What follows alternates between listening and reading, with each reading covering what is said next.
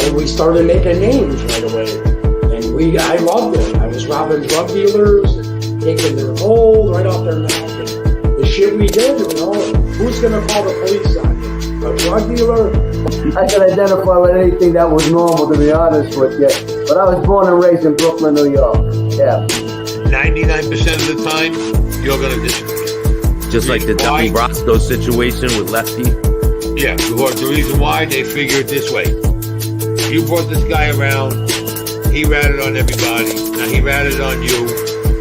You might turn around and join him and rat on us, so we get rid of you, there's no connection between there and there, and they get rid of you.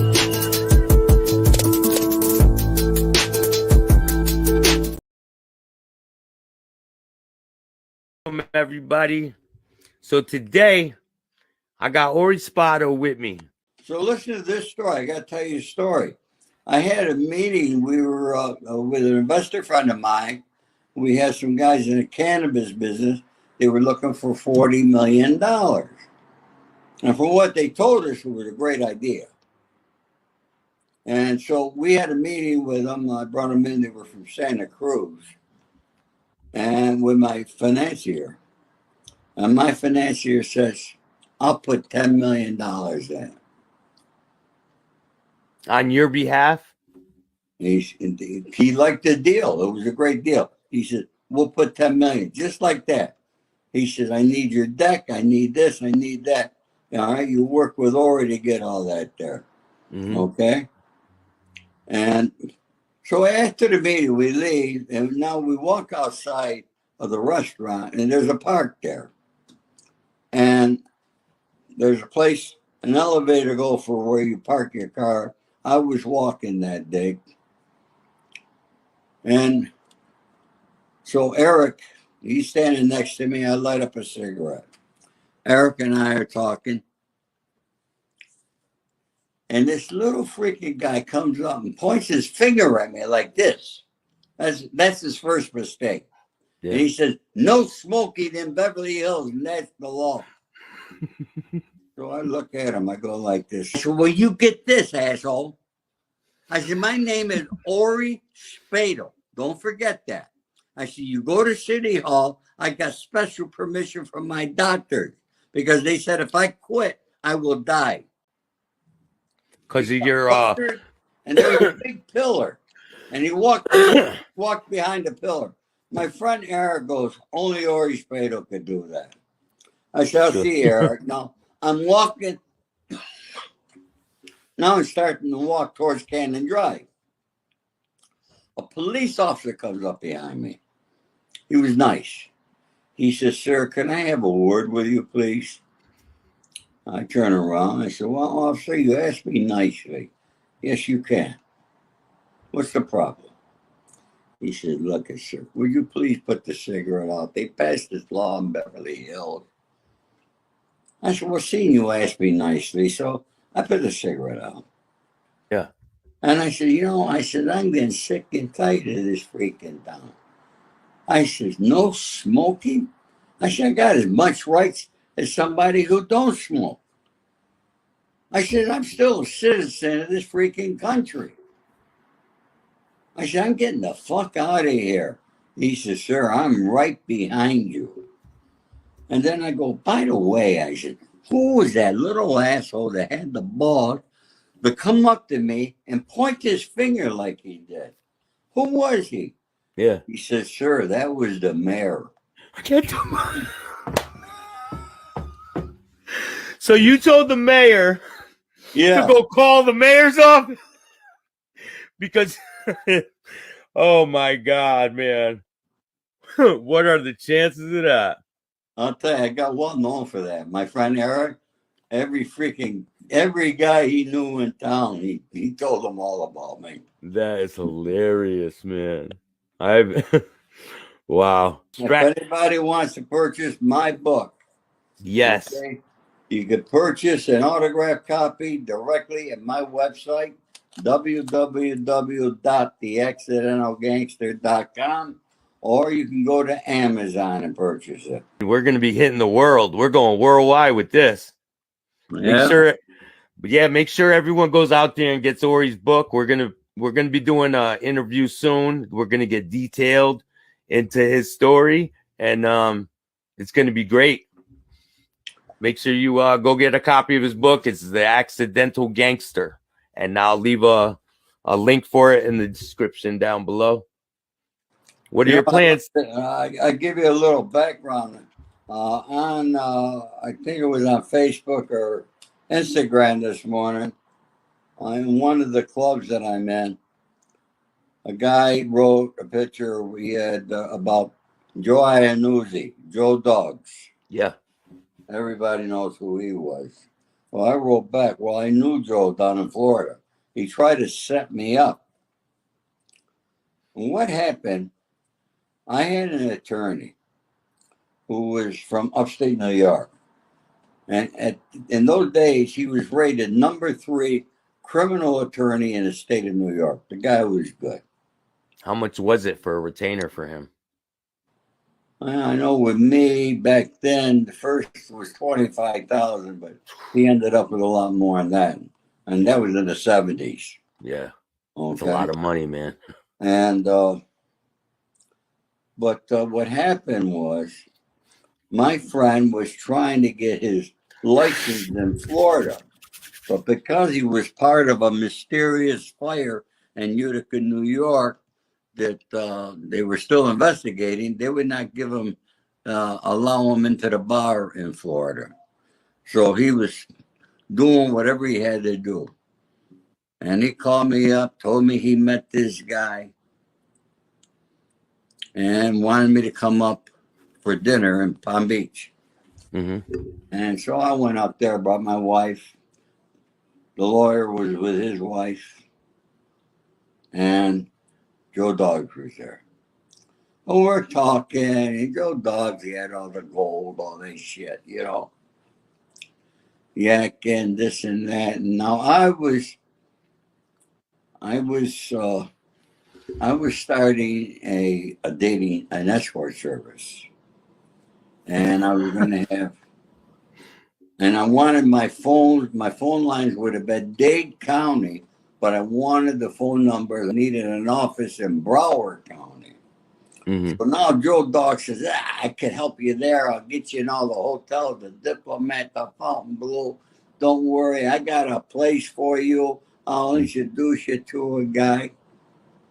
So that's great, okay? So now I get up and I go to the men's room. I come back. We finish the meeting. We leave. My second wife was a very beautiful woman. And she tells me that Joe Dogs tried to hit on her when I went to the men's room. Right then and there. Because that's a no-no. You don't do that, man. Okay? So now he calls me up and he tells me, hey, listen, I got this guy. You got to meet him. He's got an office for you in Broward County, where you could have your phones ring in, everything. I said, okay. I said, tell the guy to meet me at Stan's on Commercial Boulevard. Stan's was on the Intercoastal. So normally I would just pull up to Stan's, give the valet my car. But this time I parked across the street. And because I asked him, what the guy looked like. Oh, the one that was hitting on your girl. No, I knew what he looked like. That was Joe Dogs. Yeah. Yeah. Okay? Mm-hmm. And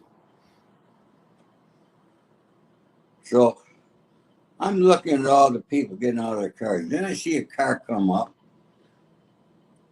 And it had all the Monroe, all the, it was a new car. And it still had all the stickers on the window. Yeah. I see a guy get out. That was the guy.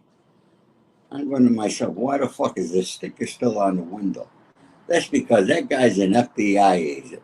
Flew in and the dealer gave him the car. Yeah. Okay? Because they got their deals with different dealers, Yeah. So I went and I met with the guy.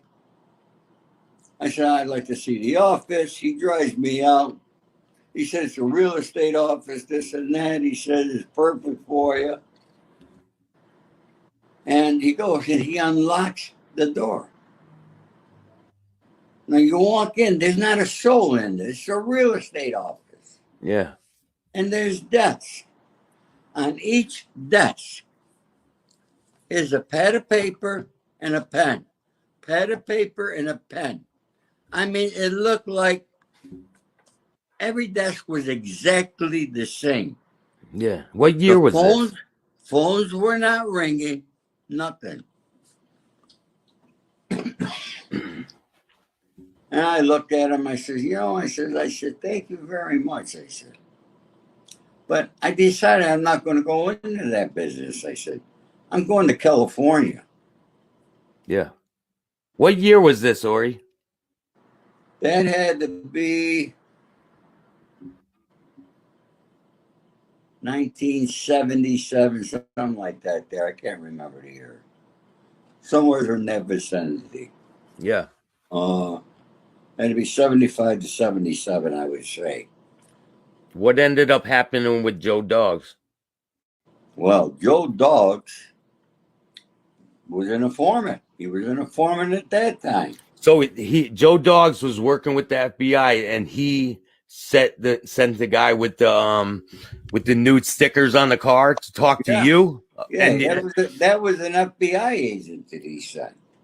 And I'll tell you how I found out about that there. Okay? You got to remember, no crime was committed. Yeah. Okay? I just said, boy, I'm going. And I went back and I told the lawyer, I said, stay away from that guy. Now, eventually, that guy went through a couple of people like that there. The lawyer did. And then finally he called me one day. He says, because I kept telling him, I said, I'll introduce you to Sonny. You know what? I met Sonny in 78, so it had to be right after that. Okay? Yeah. Because Sonny was out of prison. Wasn't 77. Sonny wasn't out of jail for a long time, though, right? No. Sonny didn't get out till, I think, 1978 is when he got out the first time. Yeah. I think after 12 years, like. Have you ever met Sammy the Bull, Ori? No, I never met Sammy. No. I met John. I never met Sammy. And, but anyways, years later, I'm in Los Angeles. And I had a seafood company. We distributed seafood to all the top end restaurants. I had the best looking girls as salespeople. Gorgeous. I mean, we had Spago. We had all the best restaurants. I don't doubt it. So yeah. But one day I'm going to the office. I get to the office. I get a call from the Secret Service. I was still on probation for my first case out of Syracuse, New York. Was that the case with Sonny? No, not a case. No, yeah, that comes after, right? Yeah, that was a different case. Secret Service called you. Secret Service called me. Mm-hmm. And it's funny and how it's really a funny story, because some girl approached me and she had checks and all sorts of money order and so forth. And I met her in a parking lot, and they weren't after me; they were after her. But when they saw me with her, they had pictures. Yeah. So, anyways, I get a call from the Secret Service. The guy's name was Stan something. I'll never forget. So he says, you better come down here. We want to see you, or we'll come up. We'll come to your office and pick you up with a chair, too. Oh, no? So that the Secret Service telling you that. Yeah. But they're not, it's not the FBI yet. No, it's not the FBI. Yeah. It's Secret Service. Yeah, that's crazy. Same thing. Same difference. So anyways, I go, yeah, I'll call you back. I call my probation officer. I said, I got to call. Do I have to go? They said, you got to go. Okay. So I call back. I said, all right, I'll come down. So I go down, and it was the Secret Service had their office in the Federal Building in downtown Los Angeles. I drive down. I get there. They take me into a little fucking room. 2 Secret Service agents are questioning me. First of all, they got my file. And they're going through things. Well, you were investigated for prostitution in Florida. I said, what the fuck are you talking about? I said, I never did prostitution in Florida. Yeah. Oh, that's what the record. So that thing with Joe Dogs was in the fucking record. You follow me? Yeah. So you know where that's coming from. So I knew exactly where it came from. No place else that it could have came from. Yeah. So, I mean, I'm lucky. I told that guy moving to California, and I went to San Francisco first. Yeah. So whatever happened with Joe Dogs? Did you ever see him again? Joe Dogs became an informant against Tommy A. and Joe Engel, a bunch of Gambino guys back in New York. And so he was given a beating. Tommy A. was beating him. And my friend's restaurant on a Monday, Don's restaurant was closed. So they were close with my friend Don. They were giving a fucking beating when Don's wife, it's in the book. If you in read your book? Oh, that's in your book? No, it's in Joe Dogs is in my book, but it's in he wrote a book. It's in there when he was getting the beating, and Marilyn Ritz walked in the restaurant because she left something there. Yeah. And they had to stop beating him. Otherwise, you would have been dead. Yeah. But anyhow, yeah. So I just thought I'd throw that out because it was on social media today. Somebody wrote about Joe Dogs. Yo, thank you, everybody. Everyone that says keep up the good work. Thank you. I plan on it. I'm just getting started.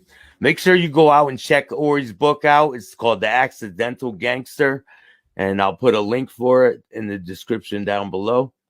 And so is there any stories that stick out in your head that with made members of any crime family? Any particular story that I could talk about? Yeah, anything. You could tell any story you want. Well, being with Sonny Franchise, I used to be with him like on a daily basis. Mm-hmm. I lived in Little Neck for a while. Sonny lived in Roslyn on Shrub Hollow Road. And I lived right between the LIE and Northern Boulevard. And there was a place right off the LIE Expressway. That was in New York, right? In New York, yeah. There was a little diner on the corner. And Sonny and I would meet there every day. And Sonny would come in, especially like in the wintertime. He'd sit down at the table. He'd look at the menu. He'd order his breakfast. And he'd go, hey, buddy, I got to go to the bathroom. And I'd be sitting at the table by myself, waiting for him. Yeah. And he'd always be gone maybe 15, 20 minutes. And then he'd come back in, have his food. I never knew what the hell he was doing. Yeah. What he was doing is he was going out the freaking window of the bathroom. Okay? Went to the other end of the mall, had a meeting with some guys and come back. Because, wherever Sonny was, the FBI were there.